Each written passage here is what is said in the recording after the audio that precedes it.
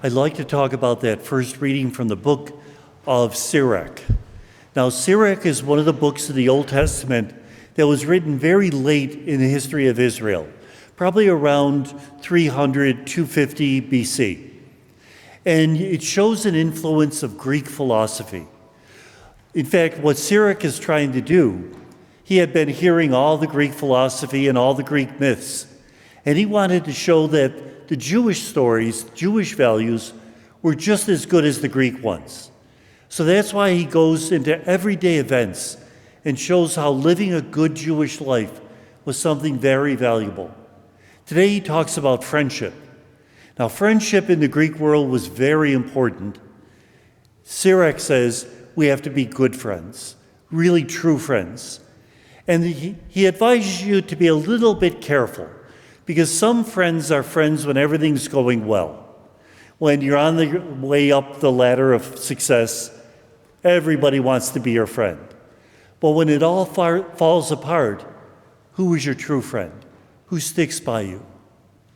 What is a friend? Someone you can trust, someone who is there for you, someone who you feel a bond to.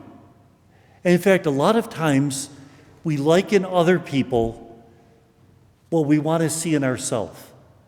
They're almost a mirror to us of the good things that we want to be. They show us what we are and what we should be.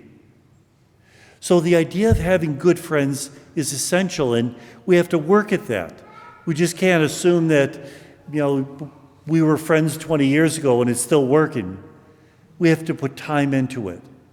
So notice that an idea like friendship fits in with our faith. It's not something separate. This is my everyday life and that's my religious life. They fit together.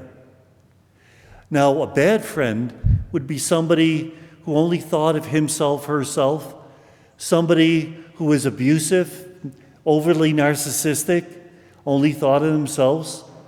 That's not a good friend. Now, let's apply this earthly lesson to our relationship with God. Is God your friend? There are some people who, for God, is an acquaintance. An acquaintance is somebody who, when you're at the shopping mall and you see them at a distance, what do? You wave. An acquaintance, if you're doing them a favor, in the back of your mind, they owe me a favor too. Just think of your Christmas card list. If they've not sent you a Christmas card 3 years running, their name's off the list, isn't it?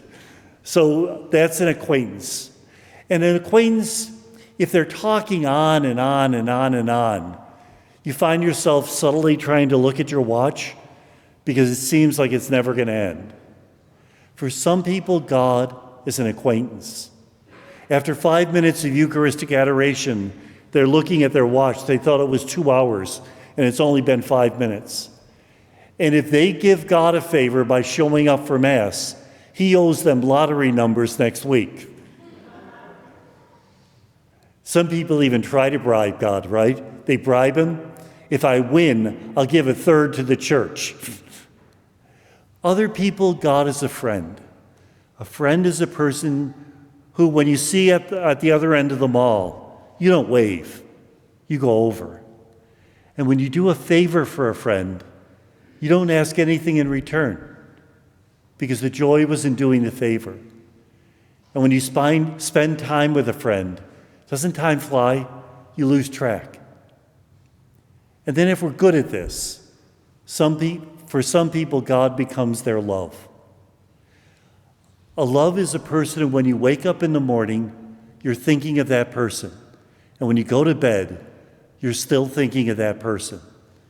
And I'm not saying the first thought of the day is, oh gosh, it's morning.